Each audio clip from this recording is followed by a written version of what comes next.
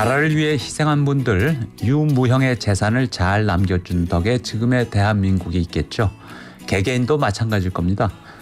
후대에 잘 전하면 귀한 재산이 되지만 자칫하면 미움과 갈등의 진원이 될 수 있는 유산. 이 유산을 잘 물려주고 잘 이어받는 방법 알아보겠습니다. 함께할 분 양소영 변호사 나오셨습니다. 안녕하세요. 네, 안녕하세요. 네, 현충일 휴일인데 변호사로 오랫동안 활동하고 계시잖아요. 네. 요즘 어떤 의뢰가 많은가요? 저는 아무래도 이제 가사 전문이다 보니까 이혼 상속, 유언 이런 상담들이 있는데요.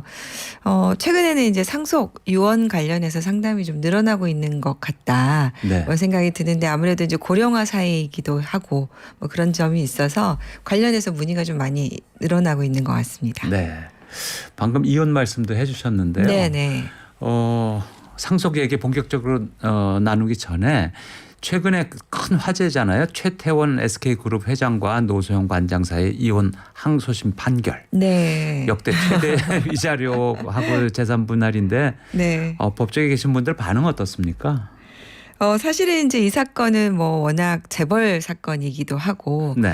또 이제 최태원 회장께서 소송을 하기 직전에 대국민을 향해서 나는 이제 새로운 여성과 네. 살림을 차렸다. 살림을 네. 차리겠다. 이렇게 해가지고 굉장히 화제가 되었던 사건이기도 합니다. 저는 이제 사실은 그 대법원에서 유책 배우자의 이혼 청구가 가능하냐. 이쪽에서 유책 배우자 이혼 청구는 안 된다는 쪽에서 공개 변론을 했었거든요. 네. 그래서 이제 아직까지 우리나라에서 파탄주의 도입은 좀 시기상조다. 이제 그런 측면이 있었기 때문에 당시에 최태원 회장의 유책 배우자 이혼 청구가 받아들여질 것인가부터 처음부터 굉장히 관심이 좀 많았습니다. 네. 근데 이제 이후에 노소영 관장께서 이제 반소 소송을 하면서 일단 이제 양쪽이 다 이혼을 원하는 내용으로 청구를 하니까 일단 이혼은 되는 걸로 됐기 때문에 예. 유책 배우자의 이혼 청구가 받아들여질 것이냐 이슈는 이제 지났고 네. 그다음에 이제 두 번째가 많은 분들이 관심을 가지셨던 것이 재산 분할이 그러면 어느 정도 될 것이냐는 것이었는데요. 1심 판결에서 노소영 관장이 한 600여만 원의 재산 분할 600억 원 665억 원이었죠. 665억 원 정도였죠. 그때 저는 사실은 이제 공 하나가 덜 붙은 게 아니냐라고 할 정도로 굉장히 좀 충격적이었어요. 그래서 거의 이제 1심에서는 노소영 관장의 완패다. 그랬죠. 네, 그렇게 했는데 2심은 이제 거의 완승이다라는 평가가 될 정도로 재산 분할 비율이 달라져서 네. 많은 분들이 좀 관심을 가지고 계시는 것 같은데요.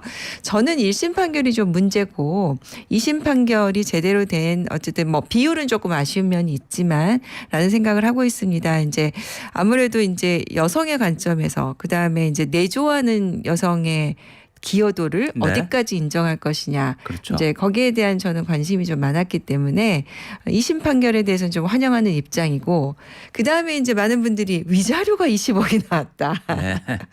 그래가지고 지금 그 금액 때문에 이제 화제가 많이 됐는데 저희가 2014년에 간통죄가 폐기가 되면서 예. 당시에 이제 전망이 파탄주의가 도입이 되고 그러면 이제 위자료도 해외처럼 몇십억이 인정될 수 있는 징벌적인 위자료가 도입이 될 것이다 라고 전망을 했는데 실제 법원에서는 그렇게 움직이질 않았어요. 네. 그리고 이제 대법원에서는 어느 정도 위자료 금액에 대해서 기준을 제시하면서 그것의 금액이 5억을 넘어가지 않는 범위 내에 제시를 했기 때문에 위자료가 좀채로 늘고 있지 않았었는데 이번 사건에서 위자료 20억이 인정됨으로 인해서 천장이 좀 깨졌다. 그렇군요. 위자료 유리천장이 깨졌다. 예. 이렇게 좀 평가를 하고 싶습니다. 그리고 재산의 35%인 1조 3,800억 원을 분할하라. 네.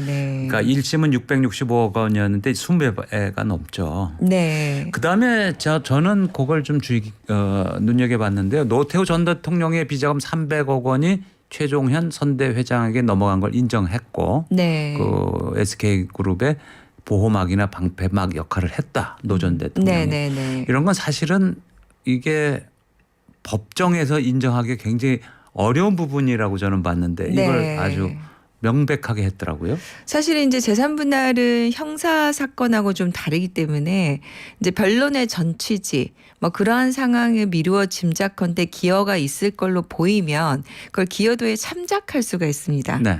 이제 어느 정도 이제 법관의 재량이 굉장히 큰 부분이죠. 그러다 보니까 재판부가 100개면 100개의 기준이 있다라고 할 정도로 재산 분할은 재판부마다 다른 기준을 가지고 있어요. 예. 근데 이제 이 사건을 담당했던 2심 재판부는 아마 그 부분도 좀 기여가 있는 걸로 판단을 한 것 같고요. 지금 그게 이제 명확히 증거가 있느냐 없느냐가 이제 상고심의 대상 되느냐 때문에 논란이 좀 되고 있는 것 같은데 재산 분할은 이제 소송이 아니라 비송입니다. 그리고 또 재판부의 재량이 굉장히 크기 때문에 그 기여도를 그 재판부가 인정한 것이 상고 사유기간 좀 되기 어려운 점이 있어서 아마 이 부분은 이제 그렇게 결론이 나지 않을까 그런 생각이 드는데요. 이게 대법원에서 뒤집히기 어려운 부분이죠. 네, 재산 대법원은 분할은 법률심만 하니까. 법률심이기 때문에 그렇습니다. 네.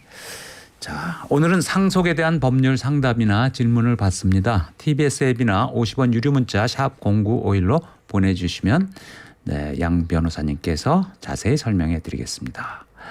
자, 상속 관련 의뢰 요즘 많이 증가했다고 하셨는데 네네. 주로 어떤 분쟁이 많습니까?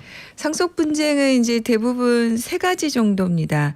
하나는 이제 상속 재산을 잘 분할해야 된다라는 이제 상속 재산 분할 심판 네. 청구라는 소송이 있고요. 또 이제 많이 들어보셨을 텐데 유류분 청구 소송. 유류분. 네, 그러니까 상속을 받지 못한 사람이 나의 유류분을 달라라는 소송인데요. 이 두 가지 소송이 좀 급증하고 있고요. 마지막은 이제 뭐 소송은 아니지만 채무를 상속받게 하지 않기 위해서 상속 포기 신청을 하거나 한정 승인을 하거나 뭐 이런 류의 소송이 이제 대부분을 이루고 있습니다. 그러니까 유언장을 남기면 이제 그런 분쟁을 피하기 위한 목적이 크잖아요. 네. 근데 유언장 작성할 때 조건이 다양하게 필요하죠. 그렇죠. 네. 아무래도 이제 유언장이라는 것은 이제 돌아가신 분이 이제 답변을 할 수가 없잖아요. 네. 그러다 보니까 유언장은 민법에서 굉장히 엄격히 형식을 좀 정해놓고 있고요. 법원도 그 부분에 대해서 형식이 엄격히 지켜지지 않으면 대부분 무효를 선언하기 때문에 네. 이제 유언장은 작성할 때 굉장히 좋은 장점이 있지만 이렇게 엄격한 형식을 지켜야 된다라는 유의사항이 좀 많이 있습니다. 이름 쓰고 주소 쓰고 작성 날짜도 쓰고. 네, 자필 유언의 경우에요. 예. 네네. 그다음에 도장도 찍어야죠. 네네. 자기 서명으로 해도 되나요? 안 됩니다. 아직은 서명은 민법에 도입이 안 되어 있습니다. 아, 그럼 그리고 또 막도- 위조 가능성도 높기도 막도장 하고. 찍어도 돼요? 아니면 인감도장이라 해야 됩니까? 막도장은 안 된다는 판결은 없거든요. 그래서 이제 그런데 사실 이제 유언장을 이제 딱 펼쳤을 때 네. 재산을 못 받는 사람 입장에서는 인정하고 싶지가 않잖아요. 네. 그러다 보니까 막도장을 찍으면 더더군다나 예. 이걸 발견한 사람이 막 파서 찍었구나. 그 시비 걸 그래서 수 있겠죠. 시비를 걸 수 있기 때문에 가능하면 이제 인감도장을 좀 이렇게 찍기를 권해드리고 예. 인감증명서도 첨부해 놓으시는 게 좋겠다라고 예. 조언을 드립니다. 주소 뭐 아파트 동호수 이런 거 다 써야 되겠죠? 다 써야 되죠. 네.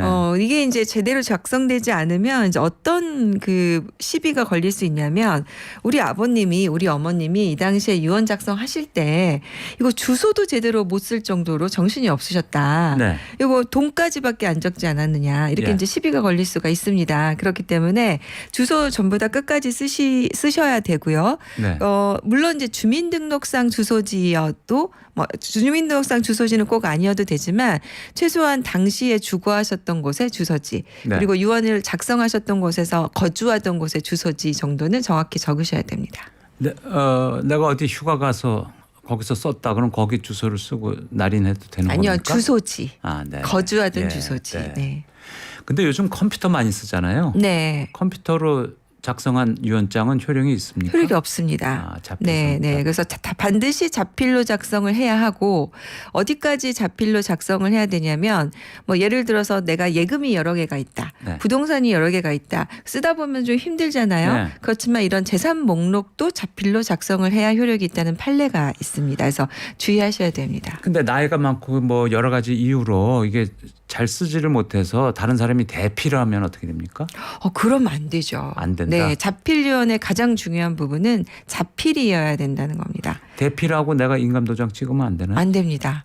그래서 자필인지 아닌지 여부가 이제 유언의 효력을 다투는 데 있어서 굉장히 중요한 요소고요. 자필 유언장에 카피는 어떻습니까? 안 되죠. 네. 카피도 안 된다. 네. 그래서 그렇게 내가 쓰기 어려우신 분들은 네. 다른 방식의 유언 방식을 채택하시면 됩니다. 그래서 민법에는 이제 유언을 할 수 있는 방법이 5가지가 있는데요. 네. 방금 저희가 얘기 나눈 자필이 있고 네. 그다음에 많이 들어보셨을 공정증서에 의한 유언이 있고 이제 쉽게 얘기하면 공증받는 겁니다. 네. 그리고 세 번째는 녹음에 의한 유언. 녹음. 네. 그리고 비밀증서, 구수증서에 의한 유언 이렇게 가지고 5가지가 있거든요. 네. 그래서 내가 건강이 좋지 않으면 뭐 녹음에 의한 유언을 하거나 공정증서 같은 경우에도 공증인이 작성하기 때문에 직접 작성할 필요가 없어요. 그래서 네. 이런 방식들을 사용하시면 됩니다. 네. 자, 그러면 상속과 관련해서 들어온 사연이 있습니다. 이것과 관련해서 자세히 알아보겠습니다. 35세 A 씨는 3년 전에 어머니가 위암에 걸리자 어머니 집에 들어가서 간호를 시작했습니다. 3살 위인 오빠가 한 명 있었지만 연락이 닿지 않아서 어머니의 수술비와 병원비, 생활비는 모두 A 씨가 부담했습니다. 어머니는 그런 A 씨가 고마워서 작년에 살고 있던 4억 원 가량의 집과 예금해둔 돈 3천만 원을 A 씨에게 주겠다고 유언장을 남겼는데요. 그런데 올해 초에 어머니가 돌아가시자 10년 만에 오빠가 나타나서 자기 몫을 달라고 합니다. A 씨는 뒤늦게 나타나서 유산을 탐내는 오빠가 미워서 한 푼도 줄 수 없다고 하자 오빠는 유류분 청구 소송을 하겠다고 하는데요. 이 경우 유류분 청구 소송 받아들여질까요? 네, 굉장히 전형적인 사례입니다. 네. 네. 어떻게 보세요? 일단은 이제 보면은 어머님이 이제 살아계실 때 간호를 했는데 이제 보통 자녀들 중에서 부모님과 같이 살면서 간호를 한 경우에 그것만 가지고 이제 이 사람이 기여를 했다 이렇게 보기는 어려운데요. 지금 사연을 보니까 A 씨는 수술비, 병원비, 생활비 이런 것까지 모두 다 부담을 했어요. 그건 기록에도 남아 있을 거 아닙니까? 네. 그러다 보니까 이제 어머니가 고마워서 이렇게 한 거거든요. 근데 우리 진행자 님께서는 어떠십니까? 이때 오빠가 이 유류분 청구를 하겠다고 하는 거 네. 어떻게 생각하세요? 본인이야 뭐 청구할 수 있겠죠. 그런데 제가 볼 때는 어머니가 유언장에 그렇게 분명히 밝혔잖아요. 네. 딸한테 준다고. 네. 그럼 유언장이 우선 아닙니까? 네. 못 받을 것 같은데요. 그래서 이제 유류분 청구 소송은 뭐냐면 일단은 이 돈이 전부 다 A 씨에게 갑니다. 네. 그래서 유언의 효력은 있는 거예요. 예. 그런데 이제 여기에 대해서 그중에 일부를 돌려달라고 하는 게 유류분 청구거든요. 네. 근데 이제 유류분은 어느 정도까지 비율이 인정이 되냐면 이렇게 자녀나 배우자는 법정 상속분의 2분의 1까지 청구를 할 수가 있습니다. 네. 그러니까 예를 들어서 지금 이게 전체 재산이 이제 간단히 보면은 4억 3천 정도인 것 같은데요. 예. 그러면 원래는 이제 둘이서 2억 1,500만 원 정도를 나눠야 되죠. 예. 네. 그러면은 내 상속분이 2억 1,500만 원이면 내 유류분은 1억 700만 원입니다. 네. 그러니까 오빠가 거기에 대해서 동생에게 되돌려 달라고 할 수 있는 겁니다. 그래서 일단은 청구는 가능해 보입니다. 네. 청구는 가능한데 그게 될지 안 될지는 네. 법정에 가봐야 한다. 네. 아, 네. 이게 이제 왜 그러냐면요. 아마 이제 청취자분들은 이와 관련해서 조금 복잡한 내용이라서 안 들어보신 분이 많으실 텐데요. 이제 기여분이라는 건 들어보셨죠? 기여분. 네. 상속의 재산을 부모님이 유지하는 데 있어서 내가 많이 기여를 한 사람은 상속인이 기여분을 주장을 해서 상속분을 더 좀 받을 수 있다. 이제 이게 기여분이거든요. 네, 이분은 이 사례자가 네. 어머니 간호하는데 수술비, 병원비, 생활비 다 냈잖아요. 그러니까요. 네. 네. 그런데 이제 기존의 판례가 어떻게 돼 있었냐면 유류분에서는 기여분 주장을 할 수 없다. 이렇게 돼 있었어요. 네. 그러다 보니까 내가 이렇게 기여를 했는데도 유류분 1억을 달라고 하면 꼼짝없이 져야 되는 거죠. 4분의 1 줘야 된다. 전체. 네, 네. 예. 그래서 이게 좀 부당한 측면이 있습니다. 네. 좀 약간 정의롭지 못하잖아요. 그러네요. 공평하지 못한 예, 것 예. 같고. 서로 상충되잖아요. 기여분을 인정한다는 그러니까요. 취지. 네. 그래서 이런 점 때문에 그 사이에 판례는 이제 어떻게 이거를 해결을 했냐면 약간 이제 편법을 썼어요. 그래서 이렇게 기여가 있는 자녀에게 유증으로 몰아주면 네. 요때 요 재산은 이제 미리 증여해 준 재산을 가지고 유류분을 계산을 하는데 이런 자녀가 받은 증여 재산은 그 계산에 넣지 말자. 손대지 마. 네, 손대지 마. 이런 식으로 약간 편법을 썼습니다. 예. 네, 그런데 이게 이제 근데 이분 같은 경우에 아파트 4억하고 예금 3천만 원이 전부 딸한테 간 거잖아요. 네. 그거를 제외하면 상속 결국에는 없게 돼 버리는 거죠. 빵원이잖아요. 예. 그래서 이게 이제 기준이 왔다 갔다 하는 거예요. 네. 이제 이 경우는 이제 어머니가 딸한테 한 4.3억 정도를 줬는데 이게 4.3억 정도면 3년 정도 보살피고 있으니까 간병비 뭐 하고 하면 그래도 너무 과한 건 아니잖아요. 네. 그런데 만약에 어머니가 이 자녀에게 20억짜리 집을 주면 어떻습니까? 3년 간병한 자녀에게 20억을 몰아줬다. 좀 액수가 크다고 볼 수도 그죠? 있겠죠. 네. 그러면 이럴 때 이걸 전부 다 빼버리면 그것도 조금 말이 안 되잖아요. 네. 그래서 이번에 헌법재판소에서 이런 유류분은 좀 위헌성이 있다. 네. 이렇게 이제 결론이 난 겁니다. 헌재까지 가서. 네네.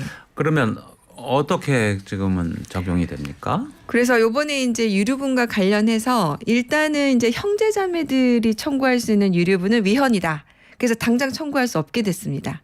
아예 못. 네, 아예 못하게 됐고요. 방금 이제 우리 사례에서 나온 것처럼 자녀들의 경우에 네. 보니까 기여분을 주장하지 못하는 것은 형평에 반한다. 네. 그런데 우리 민법에는 지금 이런 유류분을 제한하거나 뭐 결격시키거나 하는 제도가 없으니 요거 빨리 만들어라. 네. 그래서 2025년 12월까지 만들라 이렇게 결정이 났습니다. 국회에서 빨리 만들어야 네, 되는군요. 헌법 법을. 불합치 결정이 났습니다. 그래서 조만간 이와 관련해서 이제 민법 개정 작업이 시작되지 않을까 싶습니다. 네, 그럼 그때까지는 유사한 사건들이 법정에 가면 판결이 들쭉날쭉 하겠네요. 일단 대부분은 이제 그럴 경우에는 재판을 좀 끌죠. 예. 네, 추정을 시간을 해놓고. 끈다. 네. 네. 그리고 이런 경우도 있잖아요. 그 구하라 씨 네. 건 있잖아요. 네. 그 경우처럼 어릴 때 떠난 친어머니가 자녀가 사망하니까 갑자기 나타나서 자녀의 유산을 요구한다. 네. 이런 경우에 인정이 되나요? 이 사건 때문에 이제 많은 분들이 우리나라 상속법이 좀 이상하다, 문제가 있다, 개정이 된다 이런 필요성을 많이 느끼셨는데요. 사실 이제 부모는 자녀를 부양해야 할 의무가 있습니다. 네. 근데 부양해야 할 의무를 전혀 이행하지 않은 사람이 부모라는 자격 하나만으로 상속을 받는다니까 이게 이제 일반인의 상식으로 납득이 되지 않는 거예요. 그 딸의 재산을. 그러니까요. 거꾸로. 네. 그래서 이 자녀가 사망했을 당시에 상속분을 이런 부모는 받지 않도록 해야 된다. 네. 라고 해가지고 개정안이 좀 나오긴 했습니다. 그래서 법무부에서는 상속 결격 제도를 이제 도입을 하자. 그 다음에 이제 서영교 의원 같은 경우에는 아예 상속 지위를 없애는 결격 제도를 도입하자. 네. 뭐 법무부에서는 상실 선고를 도입하자 이런 논의가 있었는데 아직 개정은 이루어지지 않았는데요. 요번에 이제 유류분 청구와 관련해서 민법 개정이 이제 작업이 시작이 되면 이 부분도 좀 개정이 같이 되지 않을까 하는 생각이 듭니다. 현행법으로는 뭐 친모가 유산을 받아갈 수 있는 거죠. 현재는 그렇습니다. 네, 아무리 전혀 양육을 안 했더라도. 네, 그래서 이제 편법으로 이제 재판부에서는 어떻게 결론을 내렸냐면 이제 일단 그럼 상속분은 가져가라. 네. 그런데 이 아이를 그동안 키운 사람이 있을 거 아니에요. 네, 할머니가 됐든지 이모가 됐든지. 네. 그래서 이제 그분들이 양육비 청구할 게 있으면 네. 청구를 해서 그 중에 일부라도 좀 환수할 수 있게 네. 그래서 과거 양육비를 인정해 주는 방식으로 해결을 좀 해왔는데 네. 그것도 마찬가지로 금액이 이제 양육비는 뭐 사실 얼마 되지 않기 때문에 그렇죠. 상속이 훨씬 크죠. 네. 그래서 현실적으로 굉장히 좀 그건 뭐 실비 개념으로 들어가요. 그럼요. 예. 불공평한 결과들이 좀 있었습니다. 그러니까 할머니나 고모가 됐든 이모가 됐든 그 재산을 청구할 수는 있다 이거죠. 네. 그래서 이제 연금 같은 경우에는 이미 이런 부모는 청구할 수 없게 법 개정이 됐고요. 네. 이제 가장 중요한 민법이 아직 개정되지 않아서 조만간 좀 개정이 돼야 될 것 같습니다. 네. 그리고요. 3639님 질문인데요. 아, 네. 상속 유언장과 관련해서 질문드립니다. 유언장을 자필로 쓰는 대신에 동영상으로 촬영을 하거나 녹음을 하는 것도 인정이 되나요? 이 경우에 증인은 몇 명까지 등장해야 하나요? 네. 동영상으로 촬영하는 경우는 이제 녹음에 의한 유언으로 인정이 될 수가 있습니다. 그래서 가능하고요. 증인은 이제 한 명 필요합니다. 그래서 증인이 이 내용을 들었다. 내가 그런 부분이 있었다라고 해서 그 부분까지 이제 전부 다 녹음이 되어야 효력이 인정이 되기 때문에 그거 좀 유의하시면 될 것 같고요. 아, 증인이 내가 들었다는 말이 네, 거기 녹음이 네. 들어가야 되고. 근데 상속 대상자라도 상관없습니까? 증인이? 녹음 증인의 결격자가 있고 이해관계 있는 사람은 결격이 되니까 증인 이해관계 없는 결격 사람. 사유는 좀 보셔야 되고 또 가장 중요한 것은 이 녹음 기기를 잘 보관하고 계셔야 됩니다. 테이프만 갖고 있으면 안 되고. 네, 파일만 갖고 있으면 안 되고요. 네. 이 기기를 현재 보관해야 되는 것이 판례 태도기 때문에 네. 그 부분 좀 유의하셔야 될 것 같아요. 기계까지 있어야 되는구나. 네. 한 명이면 되고, 근데 네. 이해관계가 없는 사람이래야 되고, 네. 녹음기까지 가지고 있어야 된다. 네. 네, 유튜브로 미니라는 아이디를 가진 분이 이렇게 적어 오셨네요. 양소영 변호사님 여기서 뵈니 너무 반갑네요. 느낌표 몇 개죠? 이거 느낌표 5개. 네, 감사합니다. 네. 또 근데 보이는 라디오인 줄 몰랐어요. 네. 도깨비님도 반갑다고 네. 말씀해 주셨고요. 감사합니다. 네. 저희 TBS 처음인데 이렇게 반갑게 맞아주셔서 감사합니다. 자, 오늘은 양소영 변호사의 상속 관련 법률 상담소 열었습니다. 7288님 질문입니다. 저는 결혼할 때 부모님 도움 없이 전세로 시작해서 아직도 전세살이를 하고 있는데요. 이번에 남동생이 결혼한다고 하자 부모님이 8억짜리 집을 사주겠다고 하십니다.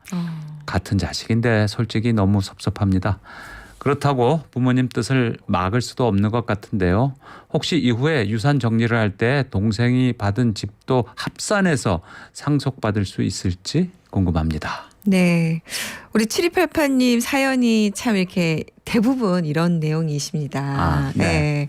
이게 이제 이게 남아 선호 사상이 이제는 없어졌다고 거의 얘기하는데도 네. 아직까지 이제 부모님들이 좀 이런 게 있으시고요. 또 이런 마음이신 것 같아요. 그러니까 아들 입장에서는 집을 꾸려가야 되니까 뭔가 좀 이렇게 더 보태줘서 일어서게 해줘야 된다 이런 생각 때문에 하시는데 사실 딸 입장에서는 나도 똑같은 딸인데 자식인데. 네, 자식인데 이렇게 되는 거거든요. 정리를 해서 조금 말씀드리면 이제 부모님이 돌아가실 즈음해서 아마 이제 남아있는 상속 재산이 있을 거예요. 부모님이 남겨주신. 네. 그러면 그 재산하고 그다음에 이제 이게 이제 남동생이 지금 가져간 8억짜리 집은 네. 상당한 금액이거든요. 예. 그러다 보니까 이거는 상속분을 미리 떼줘서 준 거다 이렇게 볼 수 있을 정도의 금액이에요. 예. 그러다 보니까 요 재산까지 포함해서 상속 재산을 나눠야 된다라는 주장을 하실 수가 있습니다. 네. 그러니까 예를 들어서 부모님이 돌아가실 때 4억이 남아 있다. 네. 그런데 동생이 지금 8억을 가져갔으니까 상속분을 계산을 할 때 8억하고 4억을 더해서 예. 12억을 가지고 둘이 반반 나눠야 된다. 라고 주장할 주장할 수 수가 있는 있는 겁니다. 그러면은 내 몫이 6억이 되고 아들 몫이 6억이잖아요. 네. 남동생 몫이. 그럼 남동생은 이미 다 가져간 거죠. 네. 8억을 가져갔으니까. 거죠. 예. 그러니까 남아있는 것은 그럼 우리 사연 주신 7288님만 가져가겠다. 이제 이런 주장을 할 수가 있습니다. 네. 이게 그리고요. 이제 상속재산 예. 분할 심판에서 나오는 얘기입니다. 이 8억짜리 집을 사주셨다고 쳤을 때 네. 그로부터 한 예를 들어서 15년 뒤에 돌아가셨다 부모님이. 네네네. 그러면 그 8억짜리가 만일 예를 들어서 20억이 됐다. 네. 그럼 어떻게 됩니까? 그러면은 이제 더 심각한 문제가 발생을 합니다. 네. 지금 이 20억이 들어가서 계산을 할 수도 있는 건데요. 합해서 24억이잖아요. 그러면 현 시가로 계산하는 겁니까? 시가로 계산을 하니까 네. 24억이 되고요. 그러면은 내 상속분이 12억이 되는 건데 네. 12억의 반이 6억이잖아요. 예. 그러다 보니까 남아있는 4억 가지고는 유류분도 안 되는 거예요. 그렇죠. 그러니까 이분은 이제 우리 7288님은 유류분 청구가 가능합니다. 네. 네, 이렇게 상속재산 그러면 사건을 하는 겁니다. 그 따님의 의도대로 그 이루어지려면 그 아드님이 남동생이 집을 팔아가지고 네. 나눠주거나 뭐 그래야 되겠네요. 그렇게 이제 협의가 되면 좋죠. 그래서 상속재산 분할 청구가 일단 들어오면 가정법원에서는 조정을 먼저 시도를 합니다. 네. 그래서 이제 아무래도 가족 간이니까 이 분쟁을 소송으로 가기 전에 잘 해결해 보자라고 네. 해서 조정을 하는데요. 뭐 그래도 한 반 정도는 조정이 되기도 하니까 네. 네, 그렇게 잘 해결하셨으면 좋겠습니다. 네. 양소영 변호사님 그동안 상속과 관련해서 많은 의뢰 받으셨을 텐데 특별히 네. 기억에 남는 경우 한 가지 소개해 주실 수 있을까요? 상속 같은 경우에는 이제 제일 조금 속상한 게 이제 이렇게 우리 7288님처럼 뭔가 좀 불균등하게 받았을 경우에 부모님에게 좀 상처를 많이 받는 경우가 있어요. 네. 그래서 이제 오셔가지고 울면서 이런 얘기를 하고 가신 분이 있는데, 그럼에도 불구하고 나중에는 소송은 하지 않겠다라고 돌아가셨던 집으로 이제 예. 소송은 안 하고 가셨던 분이 계시는데 그분이 좀 저는 굉장히 기억이 많이 나고요. 네. 그래서 그래도 부모님을 존중하는 마음에 나중에 재산 싸움까지는 하지 않겠다고 결정해 주신 게 굉장히 저는 참 대단해 보였거든요. 네. 그래서 이제 그분이 또 생각나기도 하고 또 이제 제가 많이 이제 강의 다닐 때 좀 이렇게 말씀드리는 게 어떤 부모님이 이제 유언장을 작성을 하러 오셨어요. 근데 유언장을 작성하러 오셨는데 한 자녀에게 재산을 몰아주시겠다고. 네. 대부분 유언장 작성하시려고 오시는 분은 두 가지 목표입니다. 하나는 누구한테 안 주려고 하거나 안 주기 위해서 안 주기 위해서 유언장을 하거나 쓴다. 네. 아니면 누구에게 몰아주기 위해서 하거나 네. 이제 그걸 목표로 하시는 분들이 많은데 아 그렇죠. 유언장 쓰실 정도면 법적으로 대충 몇 프로 간다는 건 알고 오실 거 아니에요. 그렇죠, 그렇죠. 그게 마음에 안 드니까 유언장 쓰시는 거죠. 그런 경우가 많아서 이제 그 부모님을 제가 설득을 해서 한 자녀에게 주지 않으면 돌아가시고 난 다음에 이 자녀가 정말 남보다 못한 자녀가 된다. 네. 피 튀기는 싸움을 하게 된다. 그래서 일정 정도는 좀 균형 있게 주자. 이렇게 이제 설득을 해가지고 유언장을 작성하시도록 했던 게 기억이 나는데요. 설득이 되셨군요. 어느 네, 정도. 네, 네. 네. 그 뭐 앞으로 이제 어떻게 될지 모르지만 최근에 왜 효성에서 네. 이제 유류분 청구 소송이 들어가려고 했는데 유언장이 발견이 돼서 유류분만큼은 자녀에게 주는 걸로 유언장이 돼서 예. 유류분 청구가 아마 안 들어올 것 같다라는 기사를 제가 최근에 봤거든요. 네. 소송까지 안 가는 걸로. 안 가는 걸로 이제 최종적으로 소송이 갈지 안 갈지는 아직 기사가 나왔지만 아마 안 가지 않을까. 왜냐하면 이미 유류분만큼 유언으로 받았으니까요. 그래서 이게 이제 좋은 유언은 이런 것 같습니다. 이렇게 분쟁을 막을 수 있는 그렇죠. 유언. 네. 미운 자식이 있어서 저놈은 주기 싫어. 그래도 네. 자기가 돌아가시고 난 다음에 그 자식 그 형제 자매들끼리 그럼요. 치고받고 싸우는 일을 부모가 그렇게 만들어 놓고 가면 안 좋잖아요. 네, 네, 네. 요즘은 상속 또 유언 이런 거 관련해서 예전보다는 준비를 좀 더 많이 하는 편이겠네요. 네, 최근에는 많이 이제 그렇게 준비를 하시려고 하고요. 전에는 이제 우리가 이제 미리 자녀들에게 좀 증여를 해주고 보통 이제 평균 수명이 한 70세 정도 되던 시세에는 부모님들도 그냥 돌아가시면 되니까 주로 이제 상속의 개념을 미리 증여해서 나눠주고 뭐 이렇게 생각을 했는데 생각보다 이제 고령화 사회가 되다 그렇죠. 보니까 미리 증여를 했을 경우에 좀 어려움이 닥치시잖아요. 오래 생활을 해야 되니까. 그러니까요. 그래서 이제 유언장을 좀 작성하려고 생각하시는 분들이 많이 좀 늘어나고 있는 것 같습니다. 네. 아마도 많은 분들이 유산 때문에 가족 다투는 걸 원치 않을 텐데 말이죠. 네. 그런데 사전 증여 방금 잠깐 말씀해 주셨는데 이게 이제 나중에 상속하고 또 얽히잖아요. 네, 그 네, 주의점이나 기억해야 될 점이 있다면 어떤 게 있을까요? 네, 그래서 방금 제가 말씀드린 것처럼 이제 최근에는 사전 증여보다는 상속이나 유언으로 주는 이제 유증이라고 하거든요. 사인 증여, 유증을 많이 선택을 하시는데요.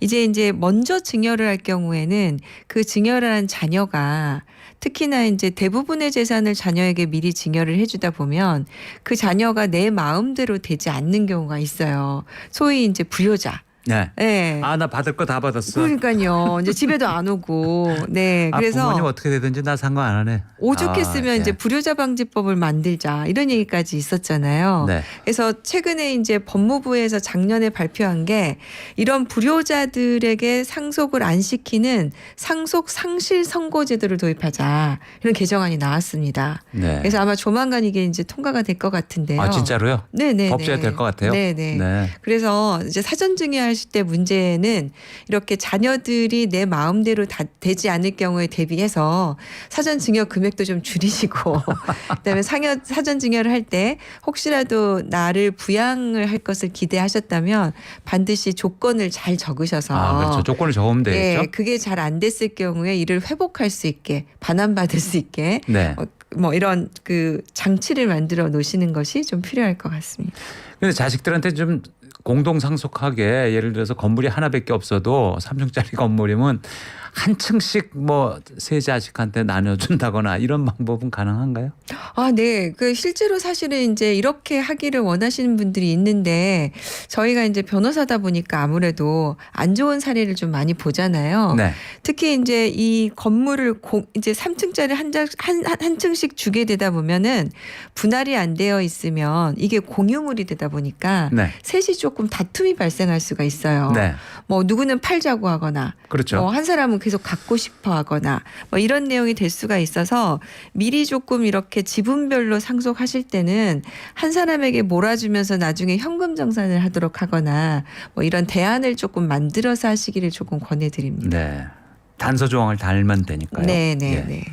자, 그러면 또 사례를 구체적인으로 사례를 통해서 상속 문제 알아보도록 하겠습니다. A 씨는 지난 겨울에 아버지의 장례식을 치렀습니다. 그 후에 아버지가 남긴 유언장을 받았습니다. 유언장은 3년 전에 작성된 것이었는데요. A 씨에게는 아버지가 살던 작은 아파트를 물려주고 시내에 있는 5층짜리 빌딩과 토지는 지역 복지단체에 기부하겠다는 내용이었습니다. A 씨는 아버지가 4년 전 치매 3급 진단을 받아서 유언장 작성 당시에 의사결정 능력이 없었다면서 소유권 이전 등기를 말소해달라는 소송을 냈습니다.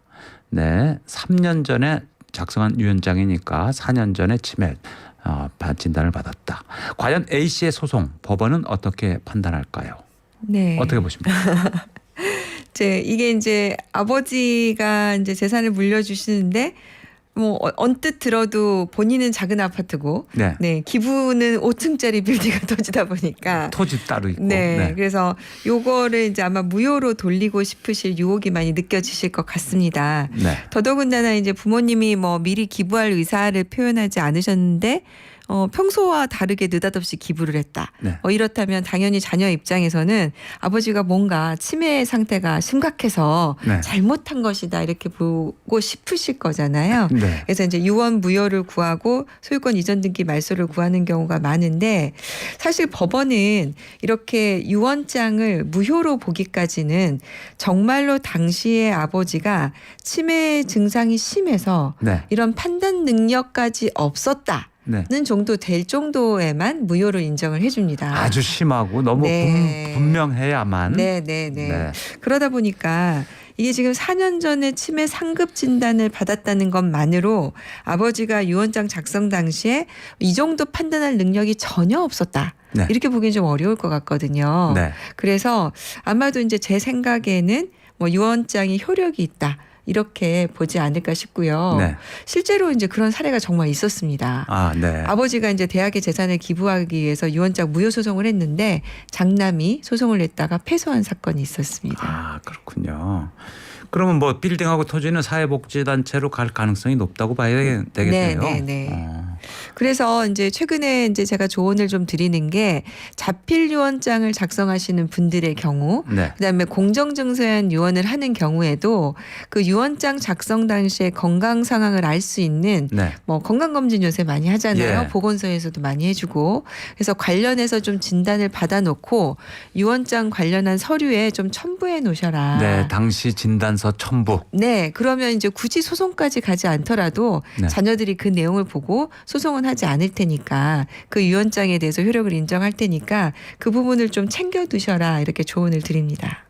그런데 말이죠. 자필 유언장을 작성할 당시에는 치매 진단이 없었는데 유언장 작성하고 넉 달 뒤에 중증 인지장애 진단을 받았다. 네. 그랬더니 법원에서 유언장 무효라고 판단했다. 이런 사례도 있었다면서요. 네네네. 그런 사례가 있었습니다. 근데 후에 진단한 건데도. 네네네. 그래서 이때 이제 판례는 유의하셔야 될 게 뭐냐면 모든 사례에 다 적용이 되는 건 아니고요. 네. 이 사례에서 그 넉 달 뒤에 중증 인지장애 진단이 굉장히 심각했습니다. 예. 그러니까 이제 과학적이나 의학적으로 봤을 때 이게 넉 달 전이라고 한다면 치매는 그렇게 급격히 상태가 악화되는 것이 아니기 때문에 네. 그렇게 역산해서 봤을 때 넉 달 전이면 충분히 의사 능력이 없었다라고 볼 수 있겠다. 네. 이렇게 이제 법원이 판단을 한 거거든요. 네. 그래서 다시 한번 이제 강조해서 말씀드리지만 유언 당시에 건강 상태를 알 수 있는 내용을 좀 첨부해 놓으시는 것이 좋을 것 같습니다. 네. 실제로 저희가 사건을 진행하다면 제일 슬픈 게요. 자녀들이 부모님이 좀 약간 치매 증상이 시작이 되시면 자녀들이 부모님 쟁탈전을 벌여서 네. 서로 유언장을 좀 받으려고 하는 그렇죠. 게 그렇죠. 그런 서글픈 일이 좀 있습니다. 아, 네. 네. 그러네요. 2637님 질문인데요. 아버지는 이혼한 뒤에 저희 어머니를 만나서 저와 동생을 낳으셨어요. 그런데 아버지께서 재혼하시기 전에 딸이 한 명 있었다고 하는데 그 딸도 아버지께 상속 지분을 요청할 수 있나요? 네, 요청할 수 있습니다. 아버지의 딸이기 때문에 근데 이제 요청할 수 있는 상속 재산이 아버지 명의 재산만 가능합니다. 네, 그러니까 이게 이제 재혼한 어머니 명의로 되어 있는 것은 우리 그렇죠. 2637님이 이제 문자 주신 분과 동생만 어머니 명의에 대해서는 상속분이 있고요. 예. 요 재혼한 딸은 어머니 명의에 대해서는 상속분은 없고 아버지 명의 재산에 대해서는 상속분이 자녀는 이제 1대 1대 1이니까요. 예. 이제 2637님과 똑같이 지분이 있다. 이렇게 보시면 될 것 같습니다. 근데 얼핏 들으니까 말이죠. 재혼한 뒤에 낳은 자식들이 이런 시비도 걸 수 있을 것 같아요. 아버지하고 재혼한 어머니가 두 분이 같이 노력해서 돈을 번 거. 네, 네, 네. 그 재혼한 어머니의 기여분이 상당히 있는 재산. 네. 그 부분에 대해서는 어떻게 하느냐. 전체의 네. 딸이. 네. 그것도 저 시비의 소지가 있죠. 그래서 이제 제가 아까 설명드렸던 기억나시겠지만 아버지가 이제 그런 기여도를 인정을 해서 어머니에게 예를 들어서 집을 한 채 드렸어요. 네.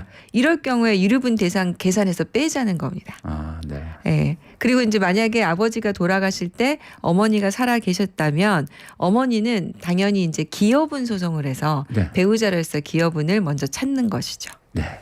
오늘은 양소영 변호사와 함께 상속법에 대해서 알아봤습니다. 인사드리기 전에 앞서 내드린 퀴즈 정답 발표하겠습니다. 변호사님 발표해 주시겠습니까? 네, 자필 유언장에는 유언 내용과 유언자의 이름, 주소, 작성일 그리고 날인이 필요합니다. 그래서 해당되지 않는 것은 정답 4번 사진입니다. 네, 사진은 첨부할 필요가 없습니다. 네, 양소영 변호사님 오늘 말씀 잘 들었습니다. 네, 감사합니다. 감사합니다. 네.